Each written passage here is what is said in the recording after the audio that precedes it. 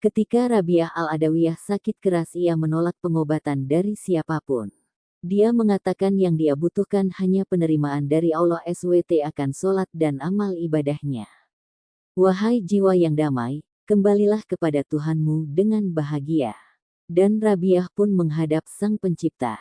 Farid al-Din Attar dalam bukunya berjudul Tadkirat al-Auliya, menceritakan, ketika tiba waktunya Rabiah al-Adawiyah menghadapi kematian, mereka yang berada di sana meninggalkan ruangan dan menutup pintu. Kemudian terdengar sebuah suara berkata, "Wahai jiwa yang damai, kembalilah kepada Tuhanmu dengan bahagia."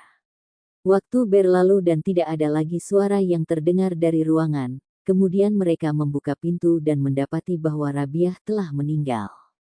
Setelah kematiannya, seseorang bertemu dengan Rabiah dalam mimpi. Dia bertanya, "Bagaimana engkau menghadapi malaikat Munkar dan Nakir?"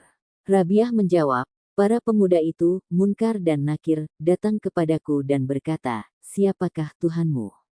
Aku menjawab, 'Kembalilah dan katakan kepada Allah, di antara ribuan makhluk, janganlah engkau melupakan seorang wanita tua yang lemah ini. Aku, yang hanya memilikimu di dunia, tidak akan pernah melupakanmu. Mengapa engkau harus mengirim utusan untuk bertanya, siapakah Tuhanmu?'"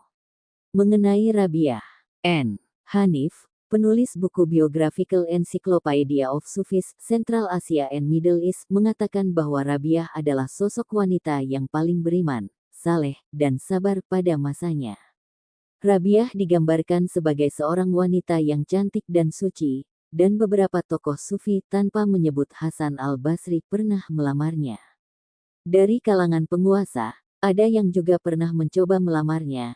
Dia adalah Muhammad bin Sulaiman, salah satu amir dinasti Abbasiyah. Namun dari semua lamaran itu, tidak ada satupun yang dia terima. Rabiah al-Adawiyah wafat pada usianya yang ke-86. Ketika di pembaringan, dia menolak pengobatan dari siapapun. Dia mengatakan yang dia butuhkan hanya penerimaan dari Allah SWT akan sholat dan amal ibadahnya. Makam Rabiah diyakini berada di Yerusalem, di sebuah tempat yang bernama Bukit Zaitun. Makamnya berada di dalam sebuah masjid yang didirikan pada abad ke-17. Di dekat lokasi tersebut terdapat sebuah gereja yang diyakini dulunya sebagai tempat di mana Yesus diangkat ke surga.